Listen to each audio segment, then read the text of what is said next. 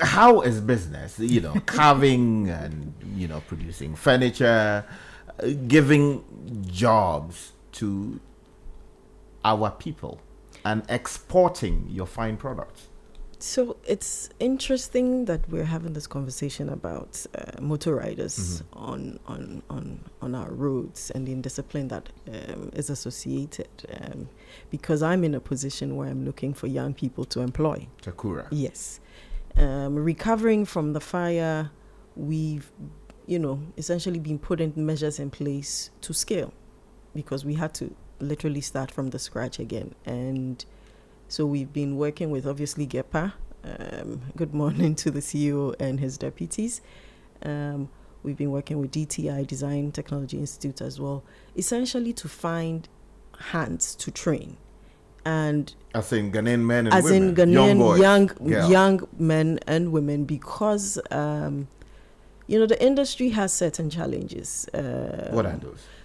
Which would include the nature of the business. It's not all year round. It's rather seasonal, and it requires, so for certain aspects of woodworking, which would include carpentry and wood turning or lathing, it's a bit specialized. So it will require a number of years investment in the training.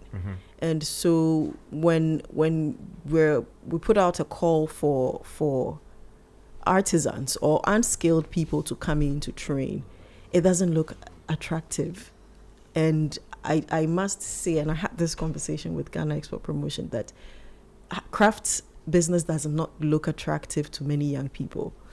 It's difficult for me to say the why. I don't know if it doesn't pay off or the rewards are not attractive compared to other alternatives, but we have very few young people coming into that space.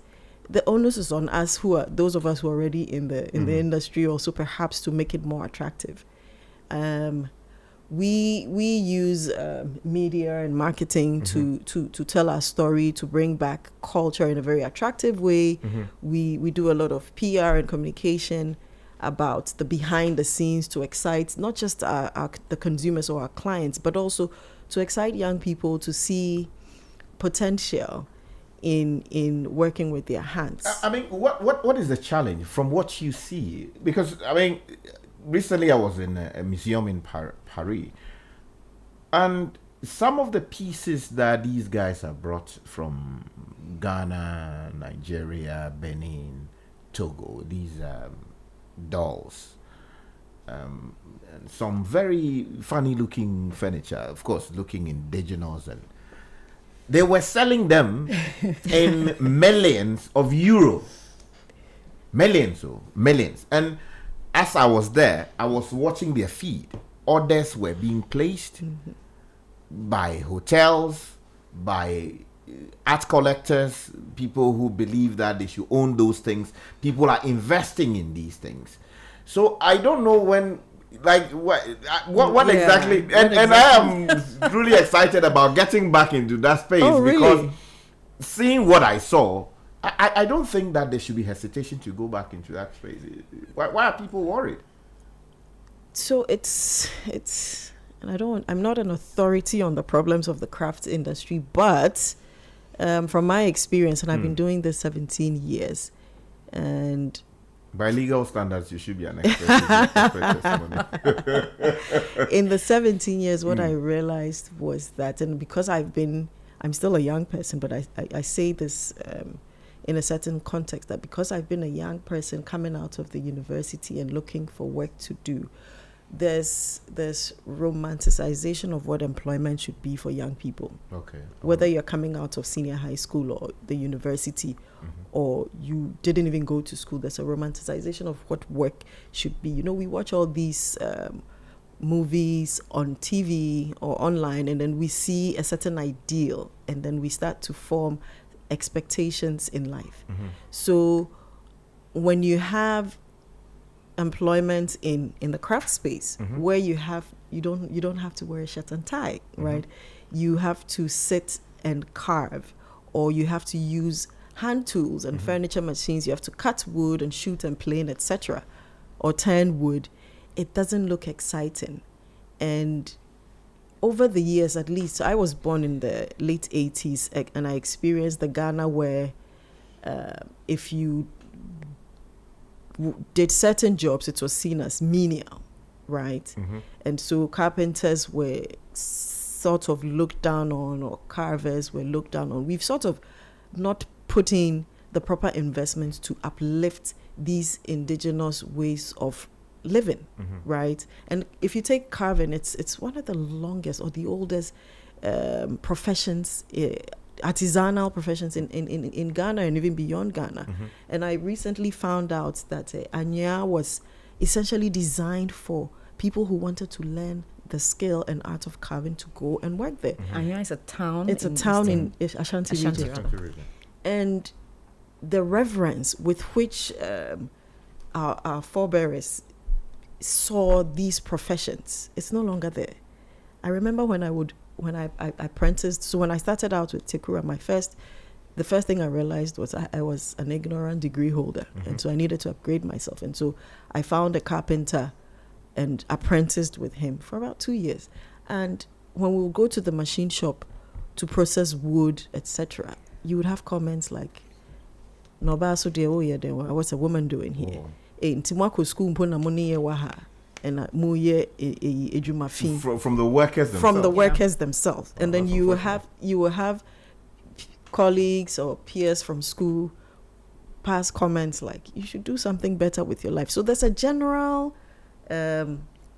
degradation of these artisanal jobs, and I should even include agriculture, because for the longest time farming was seen as a poor man's job, up until CTFM and everybody rebranded the whole image of agriculture. So a lot of people finish school and are like, no, I don't want to go into handicraft. No, I don't want to go into agriculture, because of how it's been presented to them. So it's interesting that we are at a point where we're struggling to get hands to come and work for us. At the same time, we're worried about the human lives that are being lost on the roads because of perhaps, let's say, hawking, right? I drive every time, and I'm so scared to even change the lane sometimes, because you're worried about the person in the lanes trying to also earn a living. And you would wonder why this person is not coming to, let's say, a Tekura to come and do some sanding or finishing or learn a skill. All of what I've said, particularly with how these professions have been presented to the youth, forms a part of it. Then also, let's face it, as young people, we're more interested in the get rich quick methods of establishing ourselves in lives. And so when we look at the investment required to get into a profession, it's a put off. And with the internet and social media taking over the world now, it's very difficult to have young people who want to go the traditional path of earning an income. It's drop shipping, or it's photo taking and a quick back on the line. But the question is it sustainable? What happens in the next 10 years when you move from your 20s to, let's say, your 30s? What happens to you? The skills you learn can take you on into your 70s. I have carvers who are in their 60s, 70s who still work with us. So the question is, again, I will push it to the government. What are we doing in terms of skills training? Let me bring Kakra back into the discussion. I mean, she raised a profound question about the lack of, or the limited supply of workers in the craft space. People looking down on that kind of profession. And I experienced that when I was going to secondary school. We both did, you and I. That's how I visualize the science students are talking. Home economics, we are cooking. For some reason, that stereotype, or the stereotyping, still persists. Yes. Meanwhile, big companies are buying big in the spaces that we were raised in. How do we get around this? It's kind of discussion. It's a sad irony you draw out. Okay, this is something that we look down on, but when you go elsewhere, people are paying millions, Top dollars for that. I mean, if you see how much the work of an Ella Nachwe is going, Charlie? you probably will want to rethink your aversion towards visual arts. Exactly. And I feel that it's a certain failure in the storytelling that we've been doing. Audrey Dean mentioned that she's also the president of the Institute for Interior Designers and Decorators Association. Recently, one of the things they did was something they called case clinics, where they went around to schools, senior high schools, in the space, so the vocational and technical, to interact with them and also show them what the industry which they are perhaps preparing or learning for looks like in fact. And the students were very surprised. Some of them did not even know that there's a space for them. There's a respectable, interior design job waiting for them. If I may, the built industry, design, architecture, and so on, products manufacturing is very connected to the TVET space. But it appears that there's a lot of, there's a wall between them. And what she's talking about, last year IDDG turned 7 years, and as part of the anniversary celebrations, we put together a number of activities which include what we call the design clinics. And upon engagement with the architecture department of KNUST, we realized we need to take it a step further. We've been, as an association, engaging tertiary institutions to, support their students or their graduates with, industry skills, training, etc. But we realized we need to take it a step further. And visiting Odogono Senior High School, engaging with the visual arts students, we realized that the majority of them didn't know the potential they had by even pursuing a visual arts course in the design space, in the built environment space. And so fortunately, we had architects, interior designers, furniture makers like myself, and other makers who came there and spoke about their journeys, just letting you appreciate what you can do with the skills you're learning. One young girl asked, she asked the question about, so I'm able to crochet pillows, runners, sweaters, bags, what can I do? And we were excited because we're like, there's so much you can do. You can go into fashion, you can go into interior products, etc. So the key thing is we need to communicate as much and as often with the young people as possible. We need to rebrand a lot of these shall I say, courses that are studied in school. I went to school and I studied geography, economics, blah, blah, blah. And I kind of regret it because I'm a born artist and I always wanted to pursue visual art and become a fine artist. Fine, I didn't become a renowned artist, but I'm in design, which is still a space where I get to use my creativity. You are renowned for your work to make it into Hollywood and be mentioned by, some of the most respected leaders of our world. I don't think you should understate your significance. All of it comes from my simple ability to use pencil or chalk or whatever it is, at some point broomsticks, right? To draw, right? And I have zero education in art, right? But it's the passion and the creativity that has literally transformed me into who I am today. So for me, as the president of IDDG and somebody who's just passionate about creativity and artisanal work, I thought it's imperative that we engage young students to let them see the light, let them see a clear path of what visual arts or home economics can offer them, and so that they don't go to the school and perceive it as a death sentence. Oh, they gave me visual arts, my life is over. Certainly no. Yes, certainly not. So just quickly to wrap up, for me, the gap is the storytelling. Okay. It is how we from which perspective? Gap, from which end? So the gap in, the stereotypes around the visual arts, the craft that we do, as against how much respect and how many millions of dollars they earn elsewhere. it's the narrative that we have created. We have, unfortunately, which is the word you use, stereotype. We've created stereotypes about these things. And what we've ended up doing is creating a youthful population that does not want to work with their hands. Because, like she said, they believe that what is employment? Employment is the Hollywood movie they saw where somebody is in a shirt and a tie and a suit and is sitting in an air-conditioned office. But you don't need air condition for your creativity to flow, for your brain to work. And I think it behooves on all of us, the media included, our educational institutions, to do a sort of rebranding, a re-socialization, a re-education of the miseducation.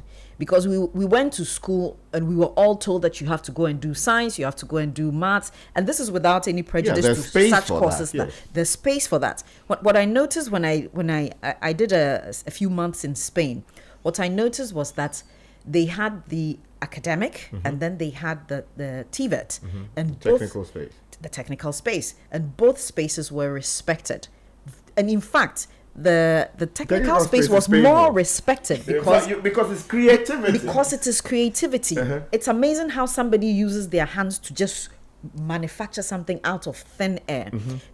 There's a certain fascination that sector, that space had that your regular academic did not have that. And so for the senior high school person in Spain, when you're done with your education, you either continue to the university to go and do the academics, or you go to the technical and vocational. And you have painters, you have what do you call it? Carpenters, and they make a whole lot of money, and they are respected in the industry. And so the education will not only be changing the re-education of the miseducation will not only be changing the narrative, but changing the culture, changing how we even talk about it, removing the jokes we make about the bad students are the ones who go to the visual arts. I beg your pardon, that cannot be. Because if you go back to our indigenous societies, we are where we are because of the people who built with their hands. Exactly. It's okay to have your theorists, your philosophers, but the people who build with their hands are the people who transform the ideas into material being, or the wealth that we see around us. And so that's the only way. The churches have to get on board. We have to get on board to the mosques, our schools, the shrines, all of them. Very religious inclusivity. Everybody has to be on board. And we need a certain, especially because we are in a new year, we need a certain realization of how far we've come as a people, to reflect on our individual selves. And the last time we were talking about seeking validation externally, and how we need to sever all these unfortunate colonial connections, where who we really were demeaned. And so we've sort of shifted, and it is human when your identity is demeaned. Nobody likes what is demeaned, what is perceived as damaged goods. And so you shift away from that and you seek validation elsewhere. But as we reflect, we should be able to make those decisions about even the comments you make as a mother. What am I teaching my child? When I pass a comment like, hey, study hard, if you fail or if you don't pass, you're going to do visual arts or home economics, you really need to rethink that. And Sky, I'll do a gamma and throw this inside, but just quickly, when the year ended, you asked Audrey the question about how she concluded the year. I was having my reflections, and two traditional items, for want of a better word, hit me. The song Wogbejeke. Yes, Wojeshon. And by Amanziba, the great Amanziba. And the what do you call it? The expression, okay? Is it Kasakwa? How do you say that in English? The expression. Kasakwa, that one the proverbs, in fact, rather the proverbs, the African proverbs or the Ghanaian proverbs, which you are very eloquent in. That sankofa, so urefiada sankofa yenchu. That's right. That there's nothing wrong with going back for what you have. And I try to think of these two themes and connect them. Wogbejeke talks about the journey we've made so far. This is how far we've come. The resilience, who we are as Africans. Amanziba talked about our history from the Mali Empire, the Songhai Empire, to present day Ghana. And in fact, the Ghana Empire is why Nkrumah named this country Ghana. And I connect that to this beautiful proverb of Sankofa, and it has an Adinkra symbol attached. Okay, the Adinkra symbol is a bird whose feet is going forward, but has tilted its neck back, and it's holding an egg. And an egg is delicate. An egg is, when you hold an egg, how do you say it? Treat when women say men should treat them like eggs, treat them with care. It means that it is something that is of utmost importance. So in as much as we move forward, in as much as we reflect on our past, on the last year, 2025, in the Wogbejeke. My guy is not so good, so I'm going to that Wogbejeke. We also need to look back, not stay in the past, but look back in reflection and pick those nuggets, those delicate eggs that can help us go forward. And we need to have that realization in order to change the narrative about our ancestry being primitive, the work we do with our hands being outdated, not being modern. We really need to go back. Don't pick everything. Not everything was wise. Not everything will help you in your future, but pick the relevant elements to structure our way forward in a much better way, where we will believe in ourselves as Ghanaians and as Africans, and we will craft a future, and we will even get a better leadership. Beautiful.